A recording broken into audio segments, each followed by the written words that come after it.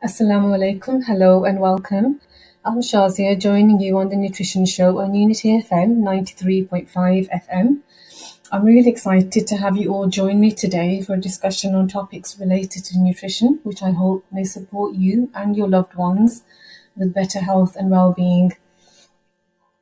As always, and before I get into the topic of the day, I want to remind listeners that all information shared on the show today is general in nature. For anyone with any medical issues or concerns, whether they be related to the information I sort of share today or unrelated, please be sure to seek medical advice from your own general practitioner. They are the ones who know you well enough to be able to give you that tailored advice, that information that you'll need. So this is just for educational purposes. So today I would like to talk about keeping well over the winter months. And I'll be discussing some nutrition and wellness practices that will help us all to kind of take this on board and do the best that we can whilst the weather is the way it is. And we're in the beautiful season of winter. But first, I want to ask you, how do you feel about winter? Do you love it? Do you hate it? Or are you somewhere in between? I think for me, I dread winter because it's kind of something I forget about every year. I don't know what it is with me personally, but it's kind of like, I find it really hard to deal with, especially when we're exiting the autumn season. And I struggle to kind of, bring to terms for myself that we're going to be living 6 months like this, or well, 3 months at least, until I'm actually in full swing. And then I'm like, okay, this is great. We've got lots of perks of winter as well that we can take advantage of. And it's never the case of, it's doom and gloom. I think there's always goodness in everything that we have. And it's, oftentimes seeking that goodness. And winter has certainly its goodness to share. So for me, it's kind of that kind of dread and then kind of getting used to. And I'm sure some of you might resonate with that as well. But, it's good to kind of reflect, I think, at this time of year and realize that, we're blessed that food is available to us all year round, out of season, in season. It's just a case of getting down to a local store and buying whatever we want, whenever we want. So we are very blessed. And I think it's kind of having that gratitude first and foremost that we were able to do that. And then, because we're able to do so much more, it only makes sense that we should then look at other ways and means that we can actually fine tune that, availability into making the most of what we have available and getting the best out of it. So, just because something is available doesn't mean that we should just, go full on that resource. It's about looking at what's going to benefit us specifically and fine tuning it for our bodies, and to mention the other beauties of the month, I kind of think about the snow, which is probably yet to come, the intricate, detail of the snowflake. I mean, it makes you think of the creator and the beauty that, he possesses. The clear and crisp air and that we have in the winter, those, fine mornings, and, kind of recognizing that there's so much that we can still do. And, those scenic views are just breathtaking many, many times, whether they're kind of local or abroad. So kind of reflecting on that and my work as a nutritional therapist, there are lots of health implications that are kind of more kind of obvious during the winter months. And, one of those, goes without saying is the winter blues that we see, the low mood, the low energy levels, amongst many other symptoms that we kind of really do pick up on. And I guess these aren't really tied to the winter, but we do tend to kind of notice them more during the colder period. I guess some part of this is going to be obviously due to the lower light exposure, the daylight hours that we have. And we know the benefits of daylight as we research it, and see, the effects of that it has on people's health.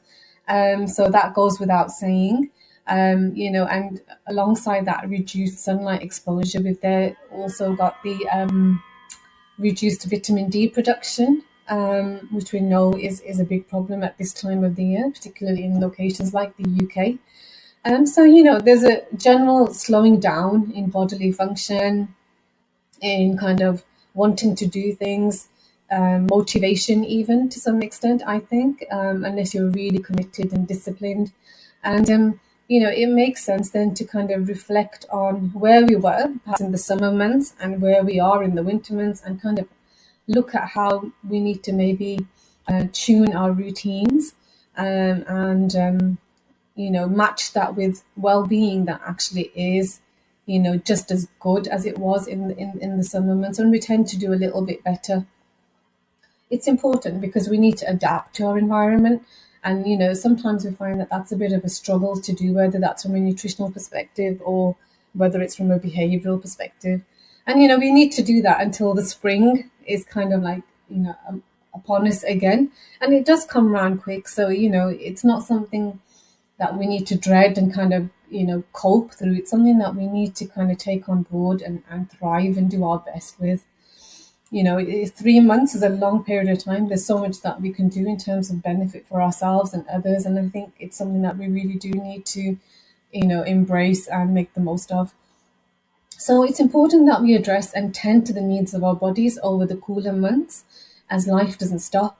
Unless, of course, we're away abroad on vacation at some sunny destination, when that doesn't really matter anymore, which in itself will also require attention, a different approach, but a plan nonetheless.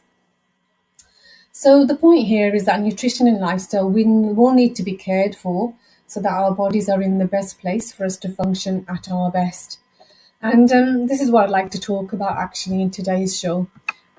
What I'm going to cover isn't exhaustive by any means, but it's kind of like setting the scene for what you could look into for yourself and for your families.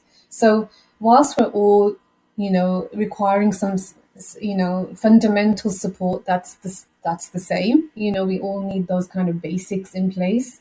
We are all individuals, so that's when you will, benefit from working with a practitioner to address those specific concerns that you may have. But otherwise, there are things that we can all do. There's things that I can do that you can do as well.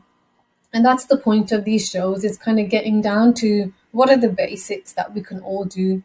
What are the basic things that we can all read about, learn and implement, and not have to worry too much about sort of, getting too concerned about, so to speak. So it's about where you can actually start building up your own health. And as you start to do that, you'll start to realize that there's more that you can do that's more specific. And that's when a practitioner can be really valuable. So before I kind of dive into the recommendations and the tips and things, which is what I feel is the best way for me to reach out to people and benefit them, I just want to remind listeners again that the information that I share is general in nature. It doesn't constitute medical advice in any way. I'm not a doctor. I do have a background in a medical field, so I am a qualified pharmacist and a nutritional practitioner, but that's not my remit. I'm not there to provide medical advice. I look to find ways and means to help support my clients and the people that I reach out to, with basic fundamental ways that they can support their health from their own sort of means and their kind of own circumstances, and then guide them and advise them about when they need to seek that medical advice.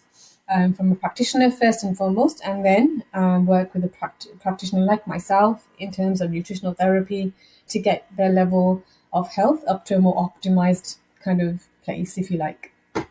So what I want to kind of talk about first and foremost is the kinds of foods that we need to kind of incorporate. So food is one of the things that we really do need to pay attention to. Now, the immune system is a system that's constantly working hard to protect us from pathogens, from foreign material that should not be getting into the body and wreaking havoc. Now, the immune system has several layers. I don't want to go into the science of it because it is complicated.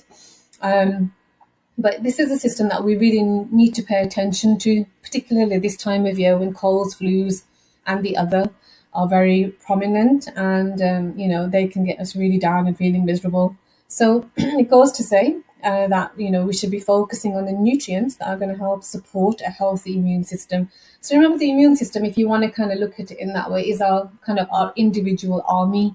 It's there to protect us, look after us, make sure that these pathogens, these foreign bodies, are not getting into our body in the first place. And if they are inside of our body, it's about then fighting them off and getting that body to a level of good health once again. So that's the idea of the immune system. So now we need to be providing the nutrition to these armies so that they're able to do their job effectively. So it goes without saying then that we need to bolster our immune system, put it into the best place that it can be during these winter months and beyond as well, but with a large focus on the cooler months when viral infections and then bacterial infections unfortunately tend to be more common. Now, vitamin C is a very crucial ingredient, or nutrient, I should say, that will help to support immune health. And now this is available in lots of different types of foods, and incorporating vitamin C via foods is essential.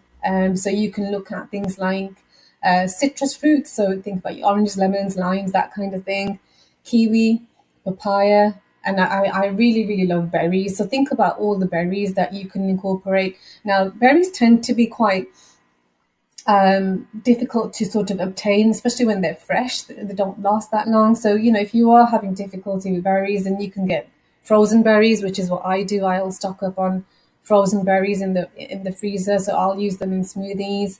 They're great for all sorts of, snacking opportunities as well. So, berries are a real good one to have in the freezer if you can't get them fresh.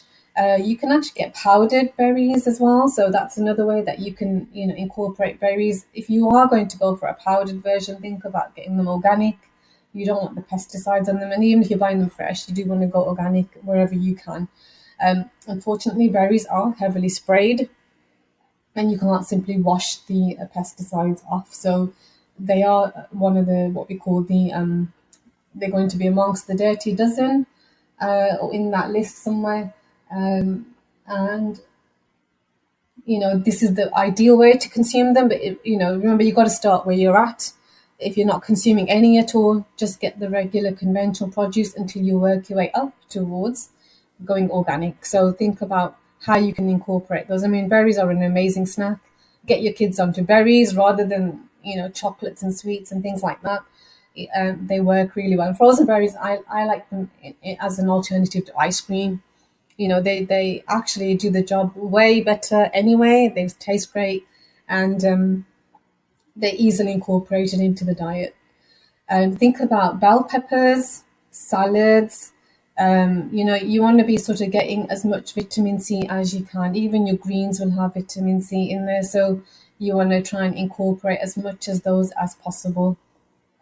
You don't want to be, when you're cooking foods for vitamin C, you don't want to be overcooking them. So you want to eat them sort of, steamed at most, and then raw is great. Remember, you're going to get lots of vitamins from these kinds of foods. In addition to the vitamin C, you're going to get other vitamins as well, phytonutrients. These are all going to support your immune system. Okay, another one that I really, really like and I try to increase in my diet, not the easiest one, I must say, but you need to find a way and means to do this for yourself, is garlic. Traditionally in Asian cooking, we add garlic to like curries and things, and we tend to overcook it. So, how much benefit you're getting from the garlic when you're overcooking to that extent, is questionable. So if you are cooking with garlic, try and add it in at the end or minimize cooking as much as you can. Raw garlic is quite difficult to consume. I wouldn't recommend it for anyone, particularly if you've got a history of ulceration and things like that. That it can be quite irritant to the stomach and to the esophagus. So you want to be careful. But look at your own sort of capacity to consume garlic. We have a lot of garlic granules in the house, so it'll go into everything basically. Unless it's a sweet dish, garlic will go into literally everything, and I love it. So you want to get friendly with garlic. It's a really, really good remedy for for lots of different things. It's antiviral, helps boost the immune system. You want to really get garlic in. It's something that I personally think is is golden. So if you can try and get that in some way, you know, do that. If you need to garlic bread, make your own garlic butter. We do it at home, so you're just crushing garlic and some add some chives to some, some nice butter, and then, a bread of your choice as a side. That's a way to get garlic in. Why not? If you're going to start with something as simple as that. Think about increasing vitamin A foods. So vitamin A is good for your vision, so for eye function as well as your immune function. So think about the orange and yellows that are out there. So things like pumpkin, which we know we talked about on a different show when I talked about seasonal eating. Think about sweet potatoes, yellow peppers, carrots. You want to think about all these colors in the yellows and orange range and try and consume those. Vitamin A, the best source is actually from liver, and that's got to be an organic liver at the best, but obviously not everyone is inclined to eat organ meats, and I think it's something that's kind of fallen off over the years. I know my nan used to eat a lot of liver. I personally don't like the texture of liver, but I think if I was ever to have the opportunity to eat organic liver, I think I might try it. Just for the nutrient benefit. So that is kind of the richest source of vitamin A. Obviously, look to see that you're able to consume vitamin A, and it's safe for you. There are groups that shouldn't really be consuming vitamin A, particularly in supplement form.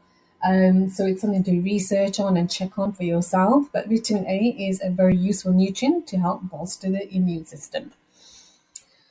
Another one that is really useful at this time of year to think about is zinc. So now zinc has a variety of benefits in the human body, and one of these is to help support the immune system. Now zinc is found particularly in high concentrations in oysters.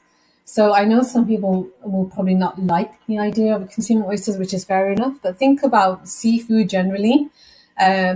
Oats will have zinc in them, mushrooms, which are an absolute brilliant option to consume at this time of year in particular. If you can make mushrooms part and parcel of your day-to-day nutrition, you've done a lot of benefit for your health. So think about all these regular mushrooms that you find, the white mushrooms, the button mushrooms, and then the other medicinal mushrooms as well. So maitake, shiitake, reishi, all of these mushrooms have so much benefit that is worth looking into. And I personally don't like the texture of mushrooms, so I put them into soups. I'll put them onto a pizza. I'll have them in a stir fry. So I try and disguise the textures for mushrooms for myself personally, and I would recommend doing the same. The taste is actually phenomenal. I mean, a mushroom soup is just so really, really is something that I would recommend, especially when on a cold day. A mushroom soup really works well. You want to try and increase selenium. Selenium you'll find in Brazil nuts, which are a nice snack to have. Why not have a Brazil nut or two a day? Get some selenium in for your immune system as well. And also think about things like if you're able to consume foods, things like honey. Again, honey is full of enzymes and nutrients, particularly the raw, unfiltered, unprocessed honeys, which is what you really need to be focusing on, and something local. That's kind of the ideal.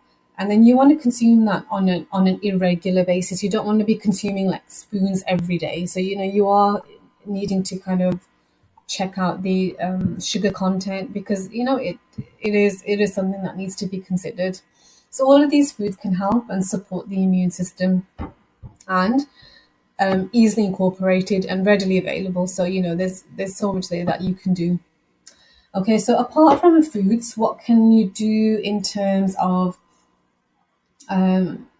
thinking about your body in terms of its kind of general functioning? So as I've mentioned before, hydration is a big issue that I see in my clients. So whilst we're kind of more aware of hydration in the summer months because we're dehydrated, possibly because of the heat, or maybe we're out more, doing more things, we're kind of more active. We don't kind of tend to think about it as much in the winter months, but hydration is still important. So it's important to think about making sure that you're getting adequate amount of fluid into the body. So what do I mean by fluid? I'm talking really filtered pure water. um, you want to be filtering it. I'm not talking about bottled water. I'm not talking about tap water. I'm talking about filtered water. So, you want to be getting good stuff into your body throughout the day. You never drink gallons of water at one sitting because you're going to cause your body harm. You're going to be dropping your blood pressure. It's very dangerous to do that. We've known clients to do it, which is why I'm bringing this up. It's about taking water throughout the day in small quantities. So think about when you can consume it. If you need an app to remind you, if you want, I don't know, a buddy that you can, kind of get accountable with, if you need, a jug that you've got measurements on, whatever you need to do, think about what works for you and get that water in. Now, the 8 glasses a day, again, I don't really go by that. I think it's about listening to what your body needs more than anything else. I mean, if you've got a medical condition, you might be on fluid restriction. You'll need to check in with your doctor about what you need to take in.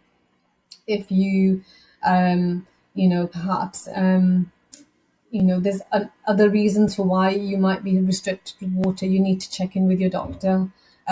It's about making sure that, your urine is like a straw clear color in the day. Now, when you wake up in the morning to pass water for the first time, urine is very concentrated. It's a very deep yellow color, and that's normal because that's what's happened overnight. It's been concentrated so that you're able to sleep. So, don't be alarmed if you see, a very dark yellow urine in the morning. That's normal. So that's expected. However, during the course of the day, you should be drinking and you should be getting that diluted, and it should be a light straw color. You can also check the back of your hands to see what your skin is looking like. Is it kind of healthy looking? Is it kind of is it bouncing back when you're pinching the back of your skin on your hands?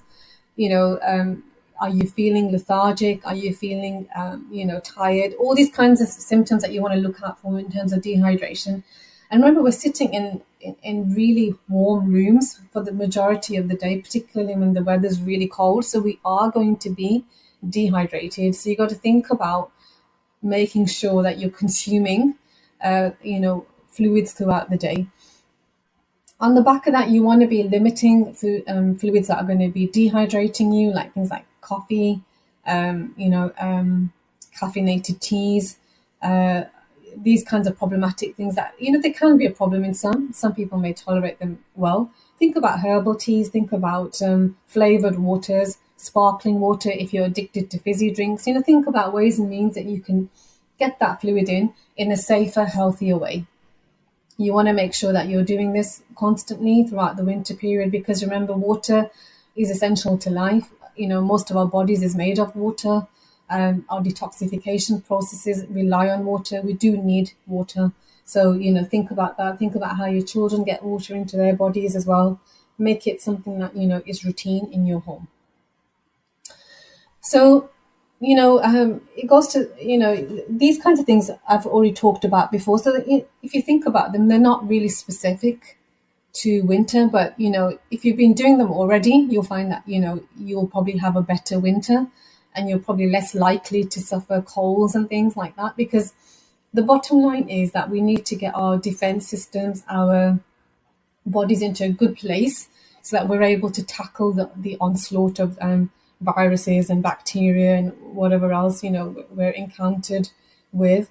And, this is the best way to do it, really. And then obviously seek medical advice if you've got a long-term condition and there are complications, that's always something that you need to do. So, it's about building on what you've already been doing. Now, in terms of the foods, a lot of these you can actually incorporate all year round. They're not specific for the winter. So, it's about kind of making sure that if you're not consuming them, that you should start them now, really, and not really wait until the summer or wait until it's easier to do. There'll never be an easy time. It's something about, it's all about kind of, you know, developing that discipline and realizing that actually there's so much that we need to do. And, you know, the earlier the better. I don't think it's ever too late. I think everyone always has hope. And I think that's one of the beauties of nutrition. It's such a hope giving field, you know, that it just kind of wants you to make those changes. It just kind of supports you in that way. So, you know, as you're doing all of those changing, you'll realize that, you know, it's important also for us to kind of increase the amount of fiber that we consume, because fiber is another nutrient that people are quite deficient in, and it's a deficit that we see quite a lot in our clients when we see them, you know, for one-to-one consultations. I think I've seen it in every patient so far. So it's something that really does need time and attention. And our fibers can be soluble and insoluble. So this is something I would advise for people to read about. So just go to a blog. You don't need to find anything overly complicated. It doesn't need to be a research article. There are so many blogs now that are written for the everyday person that we really don't have an excuse to say that, you know, I don't know what fibers are. Well, fibers are essential to good health. It's something that we're all kind of guilty on not consuming enough of, if we are consuming any. And it's good to kind of get an understanding of what soluble fiber is and what insoluble fiber is, and how we need to incorporate both of these to enable us to get to a better level of health. Now, fibers are needed for the large intestine, in terms of the gut bacteria that we house. So if you've listened to one of my shows previously, you'll know that we have a whole colony of microbes that live in the large intestine that have such incredible health benefits when we look after them. And, you know, it's something that we really need to nurture if we're going to have the best life possible in terms of health. And then, you know, we need to also provide food for those bugs as well. So that's what the soluble fibers are doing. So you want to kind of think about, how can I incorporate more soluble fiber as well as insoluble fiber? So we want to be able to, you know, have a good bowel motion every day. We need to be able to be passing a stool at least once a day. If you're not, this is not normal. So it's something that we need to really look at. Obviously, people will have medical conditions and other reasons for why they can't do this. So this is not about making a judgment on you. I'm just saying, from a general perspective, this is something that we should be doing. We should be passing one healthy stool on a daily basis. And, you know, this can go up to 3 a day, depending on how often you're feeding. So this is something that is really important. I mean, there's so many people who think, oh, I'll go toilet once every 3 days. I'll go once every 5 days. And I did this. This has happened to me when I was a pharmacist. I didn't actually understand this to that level. I used to think it was normal that I didn't go every day. But actually, you have to remember, this is detoxification. Your body's getting rid of all the junk that is accumulating, whether that come from undigested food or unwanted foods, breakdown products, metabolism products that we no longer need.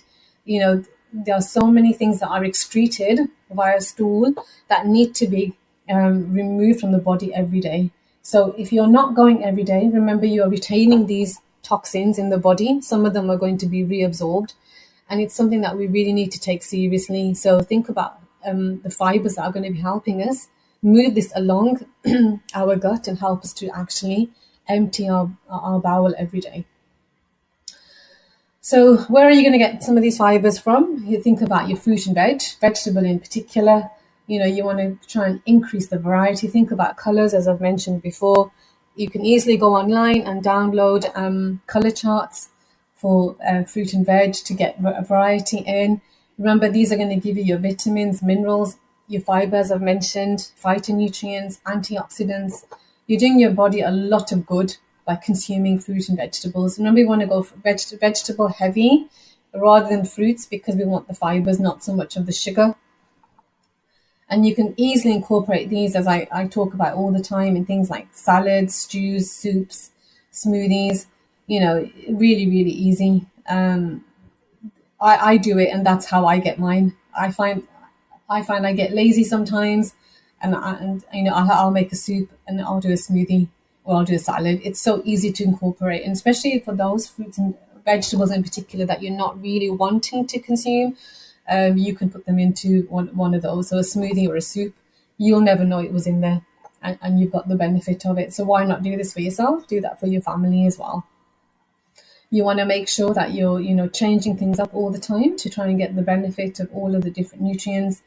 And it doesn't stop there. You can sort of start there and get more experimental. And the more experimental you are, the more benefit you're going to have, because at the end of the day, we're supposed to be getting lots and lots of different fruit and veg into our body.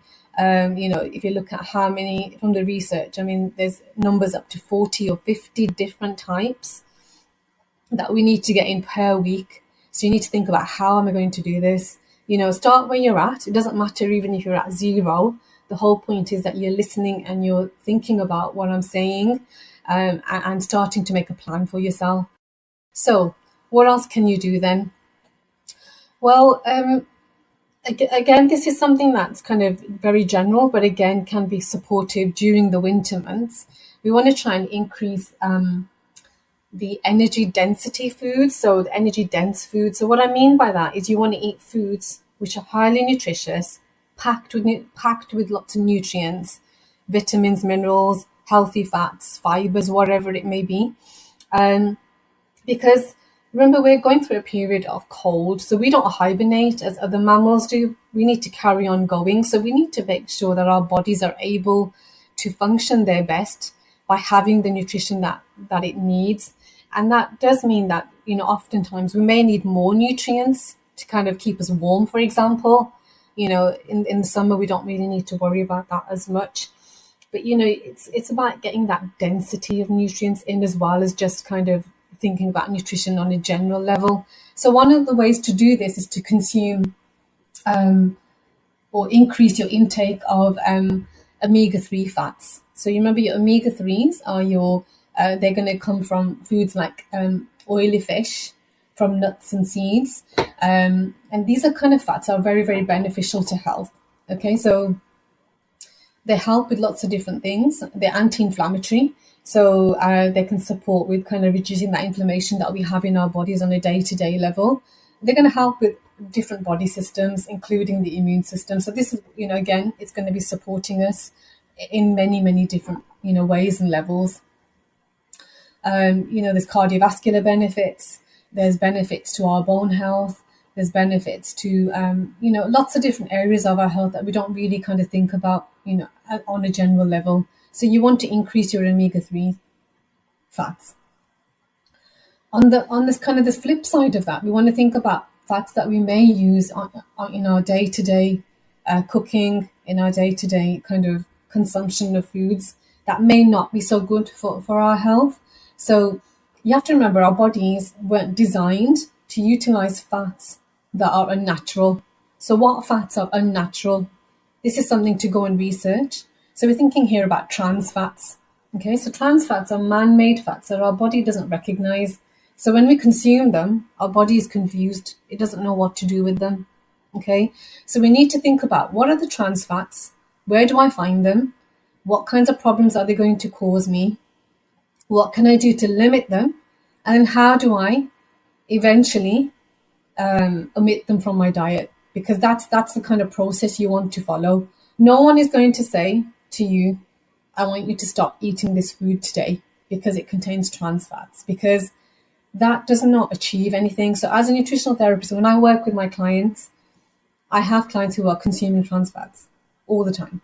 So what do I do with them? I talk to them about what they are, what they do, why they're problematic, what we should be consuming instead. That's a very good way to do this. So you want to substitute the fats that you're consuming, which are not so good, for the better fats. And then I will help them to actually wean off them, particularly if it's a food that's quite prominent in their diet. So it's not about punishing anyone. It's about looking at what you're consuming and then changing those out for something that's more beneficial. Okay, so You want to think about using olive oil. Olive oil is amazing. Now, olive oil, you want to look for the olive oil that is cold pressed, not these mixtures that you get in dark bottles. And you're looking for the raw stuff. So that's what you want to be using. Now, there are multiple opinions about whether or not you should cook with olive oil. My opinion is if you're doing low heat cooking, it's okay. But ideally, you should be pouring this onto your salads, okay? And you want to be doing this with all of the kind of the nut oils as well, that are cold pressed, because you're going to be damaging them, and you don't want to be consuming damaged oils. Things like butter, things like coconut oil, things like ghee, these are all natural fats. Now, the question you want to ask yourself about these fats is how can I incorporate them? How often do I use them? How do I use them? And do I always need to use a fat? Okay, those are the questions I ask my clients. So it's not about are they bad fats or good fats? That's not the question here. You need to go back, look at the data, look at the information that's available to us from the research, look at the trends that we are seeing in health and stats today, because you'll be shocked if you actually look at them carefully. And then incorporate these fats into your diet using those questions to prompt you. And I know that's quite complicated. If you're struggling, work with someone because they'll support you with that. I had to do this for myself in my own home, and it takes time. It takes time. It's something that requires a lot of patience. It requires a lot of discipline. It's not going to happen overnight, so don't worry about that. It's not a case of going home and throwing out all of your fats and things. Think about where you are. Think about how you can then start to move towards healthier choices in fats.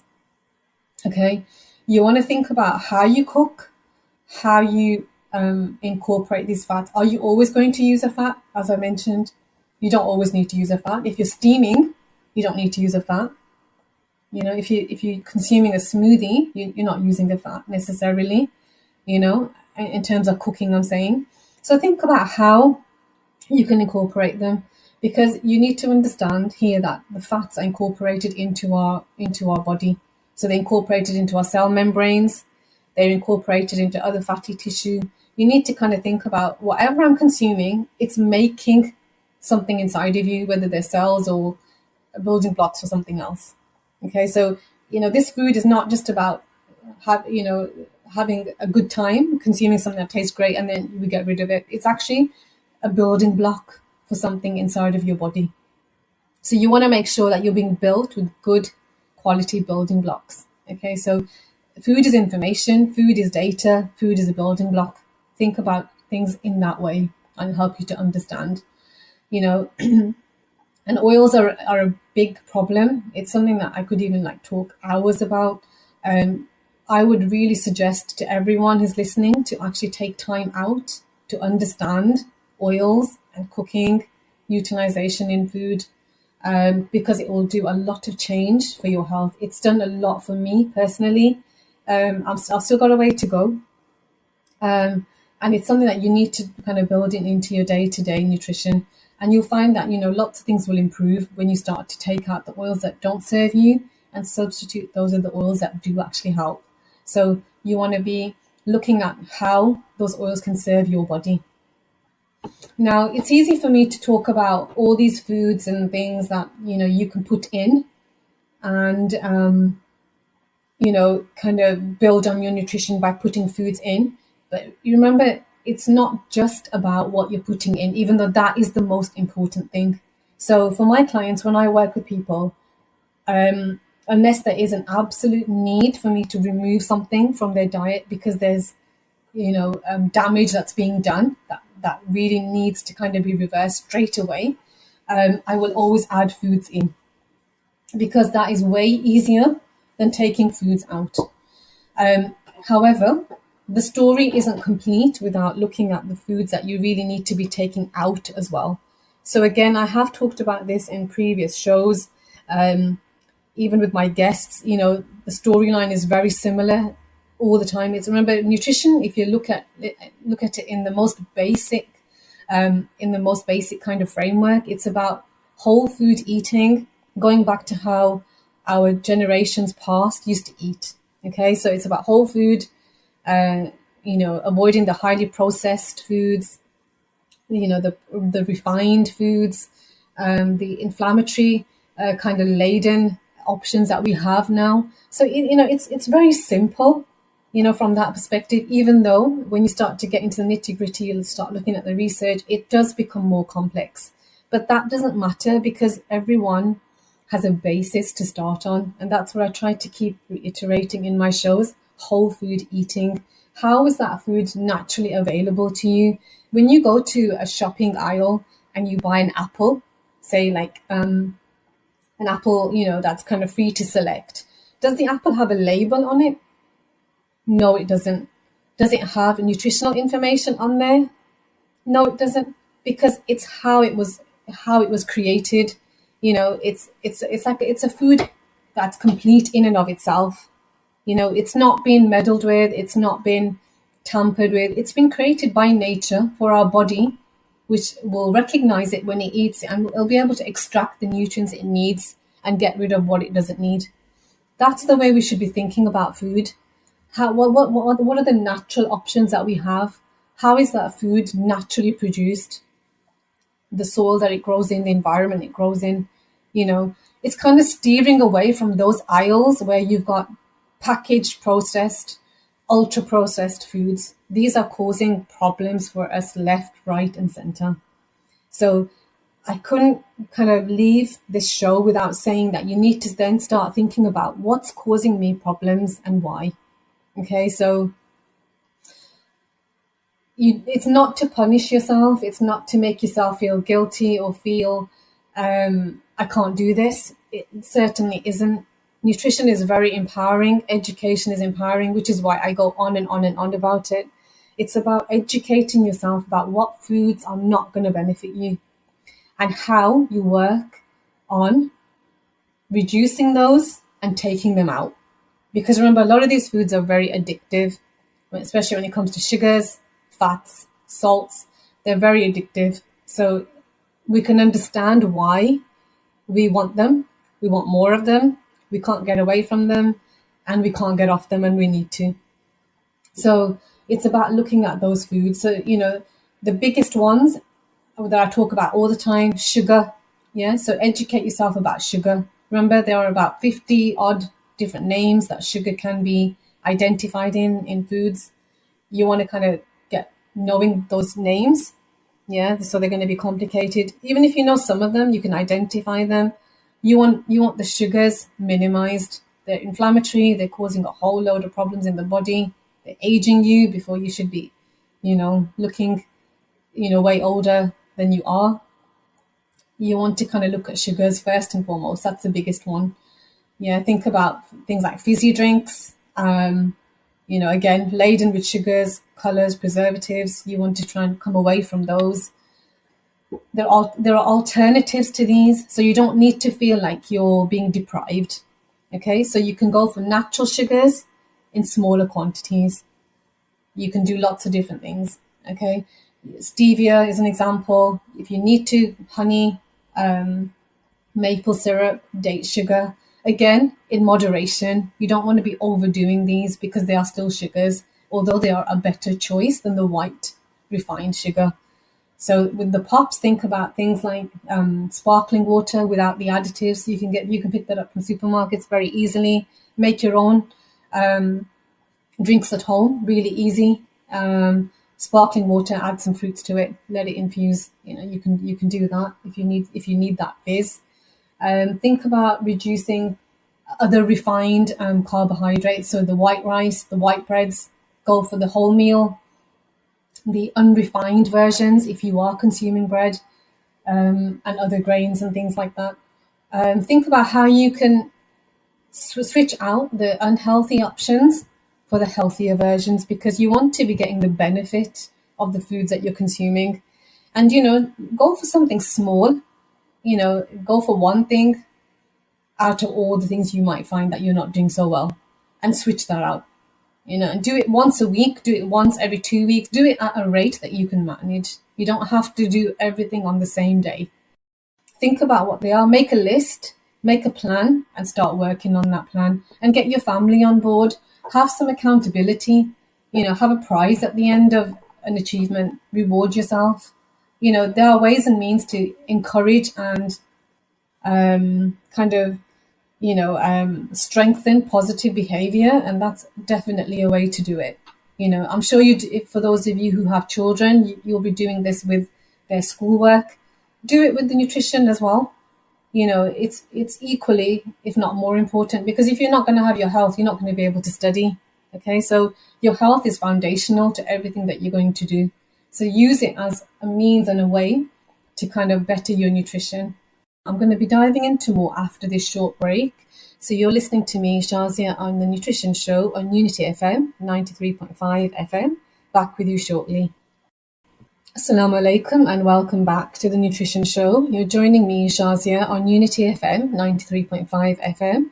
So before the break, I was talking about some tips to consider to support your body over the winter months. I'm going to try and continue with some more tips that you can incorporate. So just a reminder, if you're joining me, the discussion that I'm having here today is educational, really. It's kind of to get you thinking about what you can do for your body, for your family's bodies, to kind of get your nutrition up for the winter and beyond. Does not constitute medical advice in any way. If you're concerned about anything that you've heard today or anything else that may come as a result of today, then I would always recommend that you speak to your general practitioner. Remember that they're there to help you, they're there to provide you with the advice and support that you need. And this is there for you to help get to a better place, working on your body from your own individual your own individual effort. So I'm not going to talk more about things. We've talked about oils already. That's another one. But there are lots of things that you need to kind of start focusing on and looking at and trying to omit sort of on a gradual basis. Obviously, if you've got medical issues, you've got a lot more going on, work with someone, find an accredited practitioner. There are ways and means to do that. And you'll find that, you really will benefit. It's just incredible. The benefits that I have not seen anywhere else. It's just so incredibly life-changing, which is why I do what I do, because I was blown away then. And every time I work with someone, I'm just like, I'm just in awe of the benefits. So there's just so much that can be done. There's just so much hope there.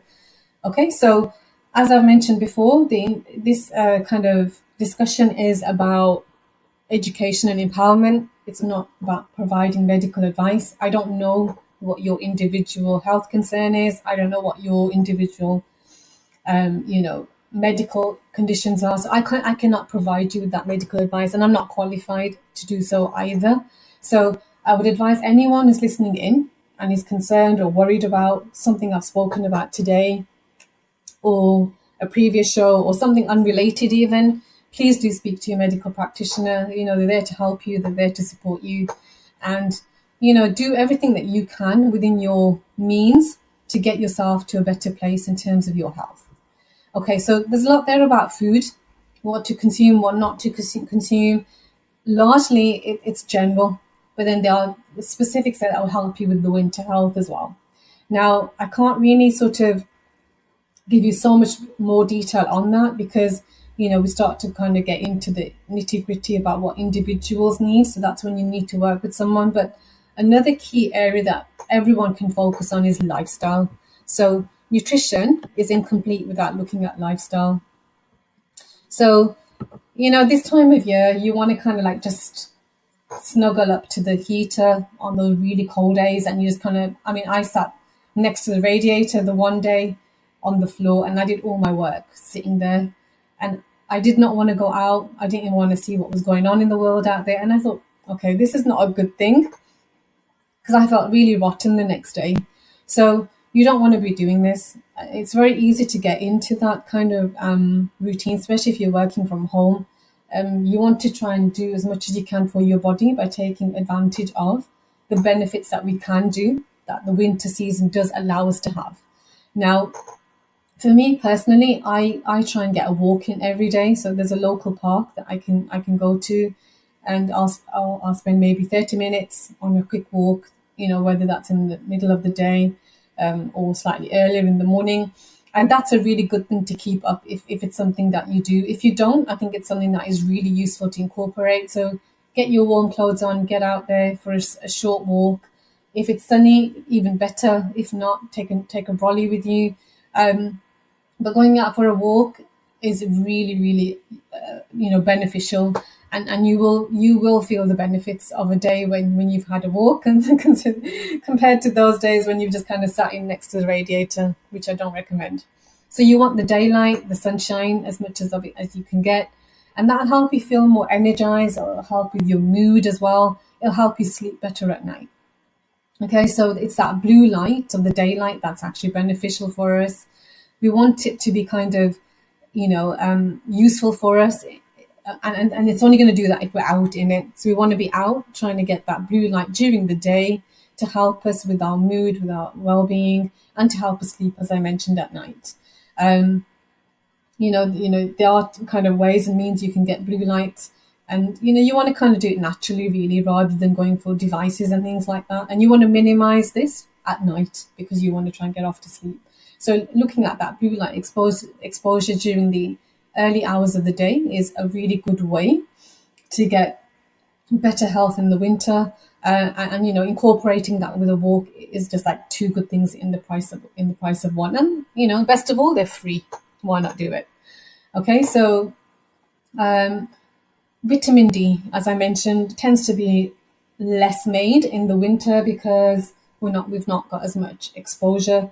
It's a good one to have tested if you've never had that done before. So your GP might be someone who can do that for you. I just think there's huge benefit. It's one of the first things that I do with my clients, test their vitamin D and get the levels up to an optimized level. So easy to do. You want to consume vitamin D rich foods as well. So think about your fish, your eggs. But really a blood test is really a good start because it tells you where you're at. If you need to have that level boosted, I did when I first found out what my vitamin D levels were. They were atrocious. I got them up to a level that I'm happier with now. As I say, your doctors will do that for you. If not, it's you can do a spot test privately, and that will give you a reading as well. So it's about £35 if you did that privately. We use the same laboratories, so it's exactly the same thing. But go through your GP first and foremost, especially if you're having other things done. You can ask them to add on the vitamin D. Some people will require that bolster dose, as I mentioned, depending on what your levels are, and then you'll be given a maintenance dose thereafter to kind of maintain your level. So it's really important to get that sorted. Vitamin D has huge, huge benefits in the body. It's not just a vitamin. It has kind of hormonal effects. It has a massive role to play with the immune system. So you do want to get that sorted if that's something you've not done before. Okay, so for those of you who are exercising, amazing. If you've never exercised before, speak to your medical practitioner before you start. Research the type of exercise that you need to do. Our bodies require exercise, okay? So our muscle health is important. Muscle health has a huge impact on our immune system. You don't want to be wasting your muscle. You want to be building muscle, women and men, and get your kids out as well. So again, if you can get them out after school, at the local park or whatever it might be, cycling at the weekend, these are all important things to consider. You can, if you're finding that you're not able to kind of keep up with the summer routine you have, modify it slightly for the winter, but you must ensure that you remain active and get in your minimum level of activity according to your need, according to your body, that's needed every week. Okay, so we want to stop this laziness that comes in with the winter period, and I know because I get there. We want to stop that. We want to kind of knock that on the head because we want to kind of maintain our body and our health during the winter as much as we did during the summer. So like something as simple as taking a walk, as I mentioned, using the stairs instead of the lift, coming off at a bus stop sooner than the one you'd normally come off at, leaving the car for local shopping trips, if you're not going to be picking up anything overly excessive, why not walk to the local shop? Think about all the ways and means that you can make excuses to add the exercise into your daily routine. Okay, so last and not but not least, in any shape, means or form, this is a super important one: sleep. Okay, so a lot of us are not sleeping, and if we're sleeping, it's poor quality, or we've got broken sleep, or we're stressed out and we can't sleep. So there's so many things that are affecting us, our quality of sleep. You want to get uninterrupted sleep. The number of hours, I think, from my understanding, is questionable. I mean, I saw a video the other day that said we don't need 8 hours of sleep a night, so that's something I need to look into and see what that's about. But it goes without saying that if you're not getting enough hours of sleep, you wake up groggy the next day, and it affects your performance that day, affects your well-being. Your relationships that day might not go so well. You're agitated, you're irritated. We all know that feeling. So it goes without saying that we do need that quality sleep. Remember, sleep is when you regenerate, you heal, you process things. And if we're not doing that on a daily basis, this is all accumulating for the next day. And longer term, this is disastrous. And there are many health conditions which have been related to the lack of sleep. So you want to try and make sure that you're sleeping well. Now, whether that's incorporating sleep hygiene measures, so you're not on your phone last thing before bed, whether it's taking a bath before you go to sleep, whether it's having a calming tea or something to help you get off to sleep, addressing the issues that you have in particular, they need to be really looked at, because it's going to benefit you hugely. You want to kind of get yourself into a place where you are able to sleep effectively, wake up refreshed, so that you're ready for the day, that your body's done its healing over that 8, 7, 6, whatever hours that you need for your body. Because your body will tell you. You'll know because you need to be waking up refreshed. That's the whole purpose of sleep. Making sure that your curtains are blackout, blinds, whatever you've got in your room, it's at the right temperature. You haven't got sort of a TV in your room. How many of us have got a TV in the bedroom? No, not for, you shouldn't. The bedroom should be for sleep. That's what you should be doing in your bedroom. You should be sleeping. Okay, so sleeping, you've got to prioritize sleep. You shouldn't be playing video games and things and then going to bed. You shouldn't be watching something that's going to, keep you up at night. I'm doing it because I've been stressed out, but it's something that's so disastrous to your health, and you just don't do well the next day. You want to be in a relaxed state. I find prayer helps me a lot before I sleep. So just really unwinding, finding my calm. Brain dumping is excellent. So if you've got lots of thoughts on your mind, write them down on a notepad next to your bed. And in fact, do it. Leave your notepad in the kitchen before you go to bed. That's in fact where you should be leaving your phone as well. So, really, ideally, we shouldn't even have our phones in our bedroom. But I know that that's not possible for many of us because, we're an emergency contact or whatever. So I get that. But, think about everything that you can do to make sleep a priority. Can't get my words right now. But think about how you can do that and how you can make sure that it's not something that you take lightly. We want to be incorporating good quality sleep so that we're able to wake up refreshed, healthy, and we want to be able to live that optimized life. So we're not going to be able to accumulate those amazing nutrients that we're talking about and starting to incorporate if we're not going to be able to rest our body. We're not going to be able to exercise our body. These are things that are essential. We can't have ways and means to say, okay, I'm not going to do this, but I'm going to eat well. They all come together as a package. Obviously, that will look different for who you are specifically, but the idea is that you incorporate these to the best of your means. So that's a lot of information there.